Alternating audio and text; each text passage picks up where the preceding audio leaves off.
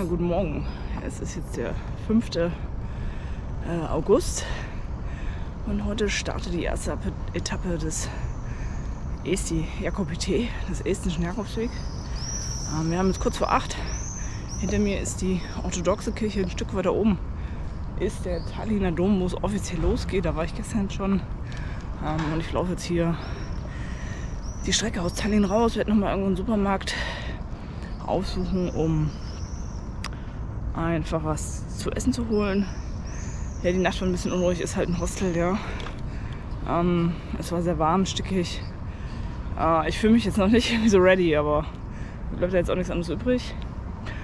Es sind 24 Kilometer, ich glaube, das ist machbar. Und ja, begleitet mich und seht, wie es ausgeht. Übrigens stehen hier solche Scooter überall in Tallinn und die Leute nutzen es wie verrückt. Schon überlegt, ob ich mir so einen Scooter einfach mal bis Ikla, bis zur Grenze von Lettland mitnehmen sollen. Aber ich glaube, da reicht der Akku auch nicht.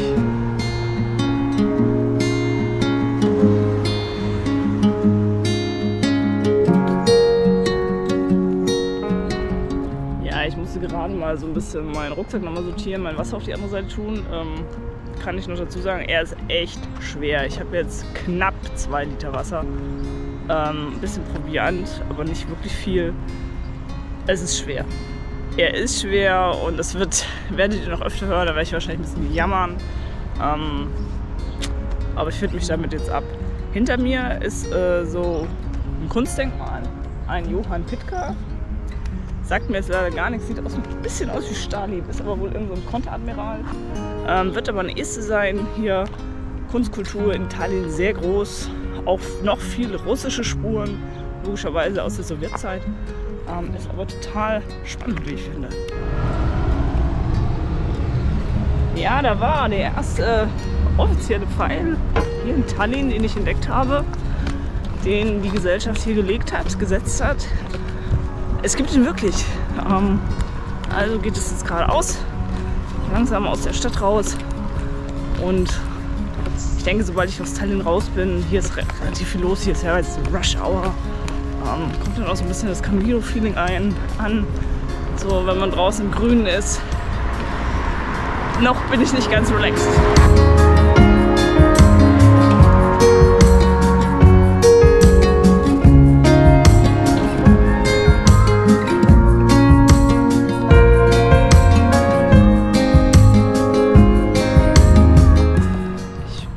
Nebenstraße.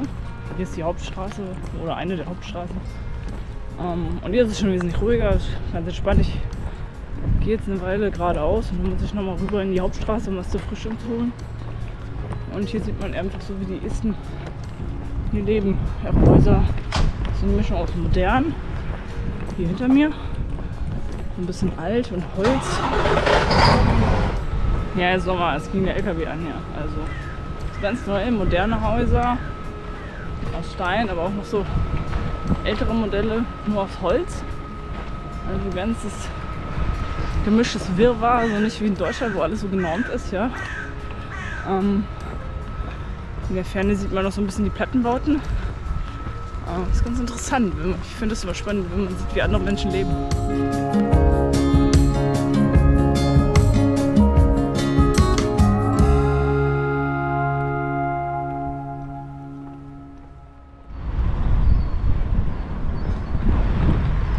So, ich gehe jetzt hier in den Remi. Gegenüber ist übrigens noch ein Lidl, aber ich fahre ja nicht nach Estland, um in den Lidl zu gehen. Und werde mir jetzt hier noch Frühstück holen. Trekkingstöcke gibt es auch.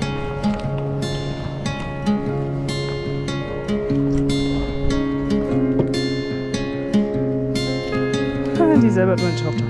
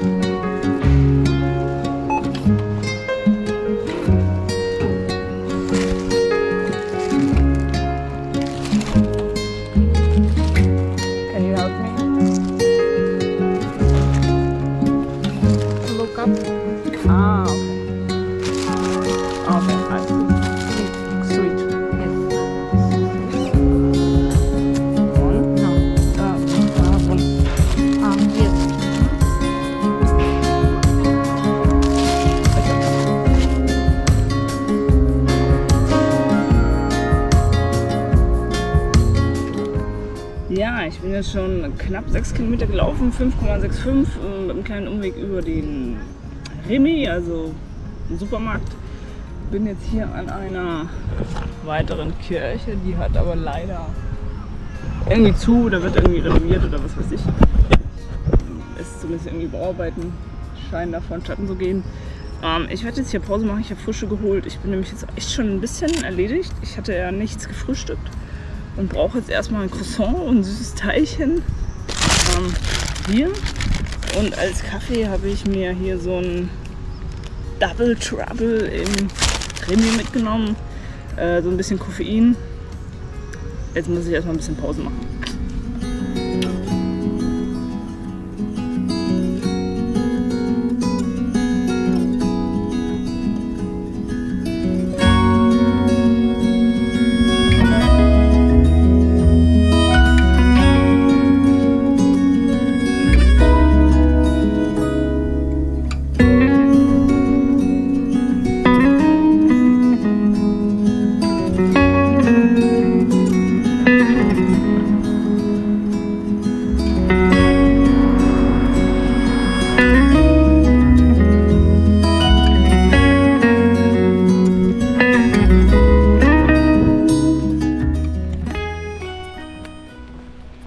Ja, man merkt, es geht jetzt so langsam raus aus Tallinn. Ich bin hier in so einem Wäldchen. Also ich bin noch nicht ganz aus Tallinn raus, aber so an der Stadtgrenze würde ich jetzt behaupten. Es ist heute übrigens sehr, sehr warm. 27 Grad bestimmt. Ja, es war kühler als in Deutschland, trotzdem warm. Ich schwitze. Ja, ich bin jetzt hier in diesem Waldstück am Rande von Tallinn, was sehr schön ist. Es geht ein bisschen bergauf. Ich bin jetzt gerade über eine Treppe mit 110 Treppenstufen. Ich blende euch ein Foto ein. Nach oben marschiert. Das ist doch sehr anstrengend und auch hier geht es jetzt leicht bergauf, weil man, glaube ich, aus so einer Mulde von Tallinn herauskommt. Aber es ist an sich nichts Dramatisches. Ja, im Wald ist es ein bisschen kühler. Ein bisschen mehr Schatten ist ganz angenehm, aber ich habe schon die ersten Stechmücken gesehen.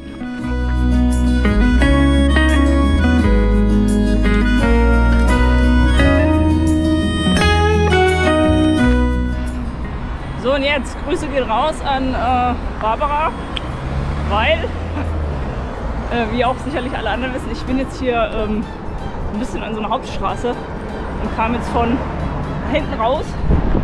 Und wenn ich so ein Foto gemacht habe von so einer Statue, ich weiß nicht, ob man sie sieht, da blicken meine Augen dieses Teil hier. Das ist ja der Wahnsinn.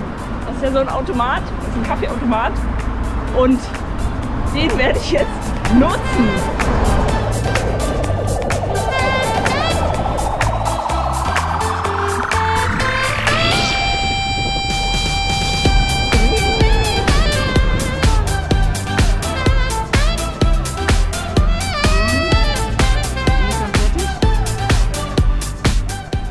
Ja, das ist jetzt hier der Kaffee. Cappuccino. Kann man trinken, kann man definitiv trinken. Ja, cool. Mein erster Automat hier in Estland, also so kann es bleiben. So, ich bin jetzt nach Tallinn in einem Dorfstädtchen, das nennt sich Nöme. Nöme. Ganz nett, hier fährt der Zug vorbei. Und jetzt habe ich so ein bisschen den Weg verloren. Also jetzt ist der Pfeil nicht mehr so wirklich sichtbar für mich. Aber wie gesagt, ich habe ja die GPS-Daten, deswegen ist das alles in Ordnung. Und ja, gehört wahrscheinlich auch so ein bisschen dazu, sich seinen Weg zu suchen. Hier sind wieder diese Häuser aus Holz. Ich glaube, das ist so ein bisschen der russische Einfluss. Aber ich will denen jetzt auch nicht zu viel zugestehen. Ich weiß es leider nicht. Ja. Ah, hier ist einer. Hier sehe ich einen. Vielleicht seht ihr ihn auch schon. Habe ich ihn wieder. Tada. So, ich bin jetzt an einer Kirche, wo es wohl einen Stempel geben könnte, sollte. Ist mit der Muschel auch markiert, aber da ist jetzt leider irgendwie keiner. Also ich bin da jetzt ein bisschen rumgelaufen, habe geguckt, habe mir irgendwo geklingelt. Wirkt sehr verlassen. Ja, schade, aber gut, ist jetzt auch nicht so dramatisch. Es ist, wie es ist. Ja, ansonsten sieht es hier sehr schön aus. Hier sind so Bänke, also hier kann man auch eine schöne Rast machen. Aber ich bin schon die ganze Zeit so ein bisschen am Trödeln. Liegt so ein bisschen, ich bin irgendwie heute nicht auf der Höhe und es ist so warm und ach ja, irgendwie. Naja, muss ja nirgends sein, um irgendeine bestimmte Uhrzeit. Und habe jetzt 11 Kilometer, also habe schon noch ein ganzes Stück vor mir. Ja, ich laufe jetzt hier aus dem Nürnberg raus, vermutlich. Also eine schöne weite Straße und hier sieht man mal diese Häuser, wo die wohnen. Alles sehr groß, naja, manche sehr edel. Also ich habe das Gefühl, hier wohnt das Geld so ein bisschen. Aber wie der Deutsche dann immer sagt, musst du ja auch putzen. Musst du ja die Fenster machen, saugen. Haha. Hier, das sieht schick aus. Ja. Die Sonne knallt noch immer. Es ist sehr warm heute. Ja, sieht sehr schön aus.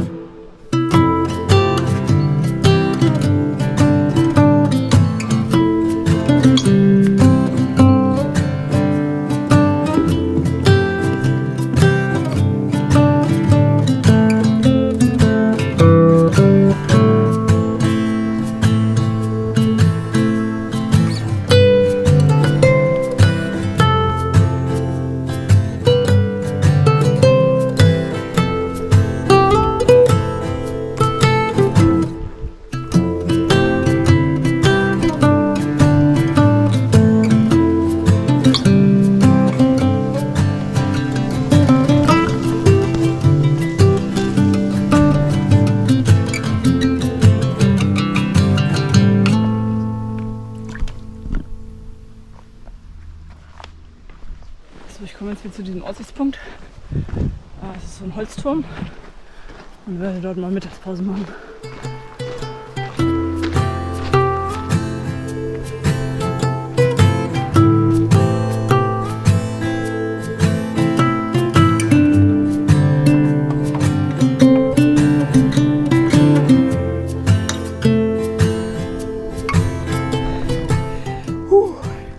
Ja, das ist hier der Aussichtsturm. Man sieht hier hinten ein bisschen, glaube ich, Tallinn in der Entfernung oder Nome, die Häuser. Ansonsten sieht man hier nur Wald. Hier kann man schon Rast machen, das werde ich jetzt auch machen. Es ist jetzt Mittagszeit. Für mich bin ich schon 5 Stunden unterwegs, 15 Kilometer mit 1, 2 kleinen Umwegen und gerade ganz toll. Wir waren ein Pärchen, ein Junge ist vielleicht Anfang 30, ich weiß nicht, Anfang, Mitte 30. Und die sehen mich, die kamen hier runter und dann sagte die Frau, Bon Camino. Ich war so perplex, ich wollte schon Gracias sagen und habe dann gerade noch so ein Thank you rausgekriegt. Ja, hätte ich nicht gedacht. Das ist ja ein Zeichen dafür, dass der Jakobsweg doch hier ankommt, scheinbar bei den Leuten. Das sind kleine Schritte, damit dieser Jakobsweg eines Tages vielleicht sehr populär wird. So, und jetzt muss ich was essen und trinken.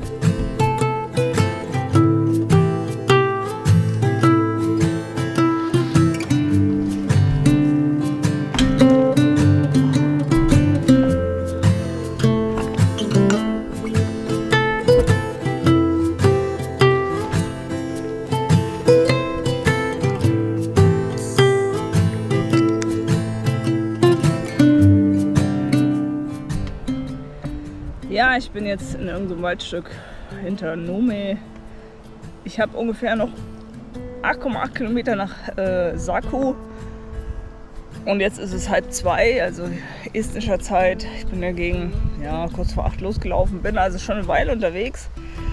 Ja, ich denke, ich werde so 2,5 Stunden brauchen, maximal. Also ich werde natürlich noch einkaufen gehen dann in Saku. Auch für Frühstück schon, also Abendessen, Frühstück für morgen. Ich muss mir mal die Route anschauen für morgen, wie da die Versorgung ist, wann die Läden aufmachen. Bin dann aber auch froh, wenn ich da bin, also es ist wirklich sehr warm und ich schwitze überall.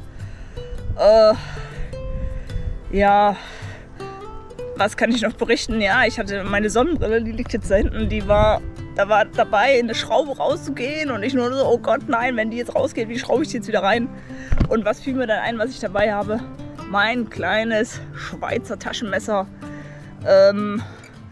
mit einem kleinen Schraubenzieher dran und damit habe ich die Schraube wieder reingedreht und die Welt gerettet, meine Welt gerettet. Und deswegen geht einmal Dank raus an Barbara, die dieses Teil ja beim letzten Jakobsweg auf dem Primitivo dabei hatte und mich auf die Idee gebracht hat, an meinen Mann, der mir das Ding zu Weihnachten geschenkt hat, und zu der Firma Verivox, Victorinox, die diese Dinger produzieren, weil, ja, die haben mir tatsächlich heute den Tag gerettet. Ich glaube, wenn die Sonnenbrille kaputt gegangen wäre, wäre das echt blöd gewesen. Ja, das kann ich noch verrichten. Ansonsten geht hier jetzt schön der Wind. Hier sieht man die Bäume, wie sie sich im Wind wiegen. Ich bin ziemlich erledigt, aber das war jetzt ein toller Abschnitt.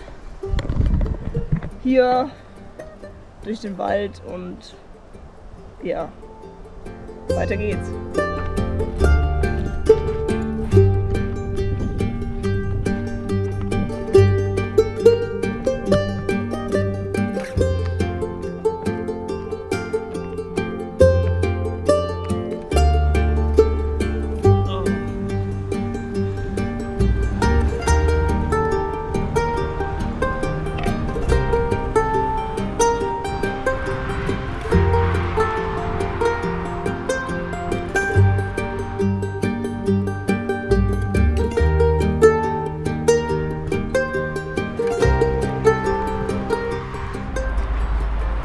Ja, so, ich bin heute an meinem Tagesziel in Saku angekommen und ich bin jetzt hier an der Kirche in Saku. Ich hoffe, man sieht es einigermaßen. Es ist ein ganz neues Ding. Hier ist noch irgendwie alles so ein bisschen, ja, schotterleer.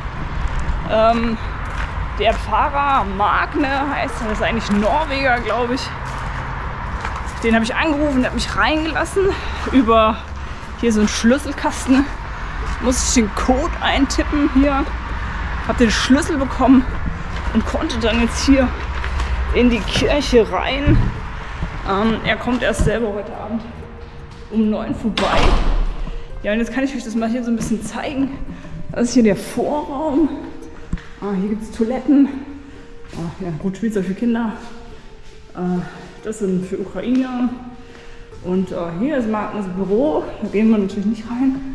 Und hier, ja, ich vermute, ich werde mich hier verewigen müssen oder so. Da sieht man, wie viele dieses Jahr oder überhaupt schon unterwegs waren. Und wenn ich jetzt nach dieser Liste gehe, bin ich wahrscheinlich Nummer 29. Wird mir Magne alles noch erzählen. Und jetzt zeige ich euch mal, führe ich euch mal so ein bisschen rum, weil das ist echt cool. Das hatte ich ja auch nie. Also es ist jetzt keine Herberge, sondern es ist die Gemeinde der Kirche. Und hier ist der Kirchenraum, ja, also der Altarraum. Hier stehen 2 Glocken, die wahrscheinlich, wenn alles fertig ist, ja, oben in den Turmsäulen, von dem man jetzt hier wenig sieht. Und ich bin jetzt hier völlig alleine. Ich fühle mich so ein bisschen, ja, also hier Altar. Taufbecken, Klavier.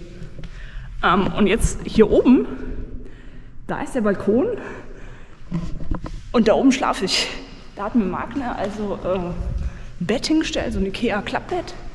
Da habe ich mich ausgebreitet, da gehen wir gleich hoch. Und da darf ich heute Nacht schlafen. Ich habe noch nie in der Kirche geschlafen. Total spannend irgendwie, aber irgendwie auch ein bisschen scary. Hier ist die Küche, die ich benutzen darf. Und ich habe mich auch schon, hier, das sind meine Fressalien, Mann, kein Kampf, eingerichtet. Er sagt, ich darf alles benutzen. Hier stehen noch die Kerzen von, was weiß ich, für eine Messe. Im Keller sind Duschen und Waschbecken, wo ich mich jetzt auch geduscht habe. Hat alles noch so ein bisschen Bauarbeiterstil, aber absolut super, denn ich habe mich echt auf diese Dusche gefreut. Es war so warm, also es hatte heute doch tatsächlich hier für Estland 30 Grad. Mir lief der Schweiß, ich war nur noch klebrig und alles und dachte nur, ich würde jetzt am liebsten in irgendeinen Teich hüpfen, was natürlich nicht ging. Deswegen war diese Dusche echt genial. Ich habe auch meine Klamotten schon gewaschen und jetzt hier habe ich mich hier so ein bisschen improvisiert. Ich meine Sachen aufgehangen, die ich durchgewaschen habe, muss ich ja auch machen. Und jetzt gehen wir mal nach oben. Humpel, humpel. Also ihr seht, das ist sicher alles noch, muss noch alles gemacht werden. Und Magne klang echt sehr nett am Telefon, super gastfreundschaftlich. Ich meine, das muss er wahrscheinlich nicht machen. Und dann kommt man hier durch diese Metalltür. Und hier sind wir dann oben auf dem Balkon. Ja, wo wir gerade waren. Und hier habe ich mich eingerichtet mit meinem Klappbett. Also ich habe jetzt keinen Bettlaken, ich habe jetzt einfach meinen Seidenschlafsack und meinen Daunenkomforter. Hier mein Kissen, habe ich meinen Buff drüber gezogen. Habe mich hier so ein bisschen sortiert, logischerweise. Und die haben sogar hier WLAN, der hat mir sogar das WLAN-Passwort gegeben. Total irre. Geh mal in Deutschland in eine Kirche. A, bringen die dich nicht unter und B, haben die nicht mal ein WLAN-Passwort. Geschweige denn WLAN. Nein, aber das war jetzt nicht die Priorität, aber er hat es mir sofort angeboten und klar, muss ja meine Daten sichern und was weiß ich alles, gehört ja zum Pilgern hinzu, also bei mir zumindest. Ansonsten heute Fazit zu dieser Etappe, es war sehr anstrengend, ich war am Ende, ja, ich bin jetzt mal runter, ich habe gerade mal die Aktivität auf meinem Telefon synchronisiert, damit ich euch sagen kann, das waren 8 Stunden 37 war ich unterwegs. Mit Pausen allerdings und das waren 25,3 Kilometer. Ich weiß nicht, ob man jetzt hier gucken kann, was war in Bewegung. Das kann ich, glaube ich, Zeit in Bewegung, 5 Stunden 7. Also ich habe mich 5 Stunden 7 bewegt, den Rest davon habe ich Pause gemacht. Klar, gehört auch dazu. Also war es eigentlich gar nicht so viel in Bewegung, aber ich bin ganz ehrlich, ich bin froh, dass der Tag rum ist, dass ich hier bin. Das war ungewöhnlich heiß, hier ist ein Thermometer, es zeigt hier drin 30,5 Grad an und draußen in der Sonne ist es natürlich eh heißer, das wissen wir ja alle. Und ich war richtig fertig, also ich musste da an da kam dann noch eine Tankstelle und da habe ich mir erstmal einen halben Liter Getränke geholt und dann fast einen Liter. Alkoholfreies Bier, einen halben Liter, hat mir das erstmal runtergekippt für die Elektrolyte, weil ich doch ziemlich fertig war. Also es ist einfach jetzt die Hitze. Ich habe 2 Tage echt schlecht geschlafen. Und ja, der Rucksack ist natürlich echt schwer und ich merke das hier in meiner linken Schulter. Oh, das ist ganz schön, tut ganz schön weh. Aber ja, es war ein guter Tag, es war ein schöner Tag. Ich habe viel nehme mal auf dem Telefon, was ich so sehe, was ich so wahrnehme, damit ich das einfach ergänzen kann in der Route noch für zukünftige Pilger. Und ich glaube, das ist auch echt eine tolle Unterkunft und ich bin gespannt, wie die Nacht wird. Ich freue mich natürlich auch noch auf Magna, aber wahrscheinlich bin ich um 21 Uhr, wenn er da kommt, bin ich fix und fertig. Morgen sind es dann nochmal 24 Kilometer, glaube ich, auch so irgendwas in dem Dreh. Ich werde wahrscheinlich versuchen, bis 7 zu schlafen, frühstücke hier dann ganz entspannt und gehe gegen 8 Uhr los. Ich habe mir schon genug Essen so für morgen früh und heute Abend gekauft und das werde ich mir jetzt auch machen, das habe ich mir auch echt verdient. Und habe da jetzt auch Bock drauf und ich hoffe, ihr könnt mich überhaupt sehen so richtig. Ja, ich hoffe, ihr hattet Spaß mit dem heutigen Tag und dass ihr morgen auch mit dabei seid. Und ansonsten wünsche ich euch wie immer, wie jedes Mal am Ende des Tages, Bon Camino. Bis morgen.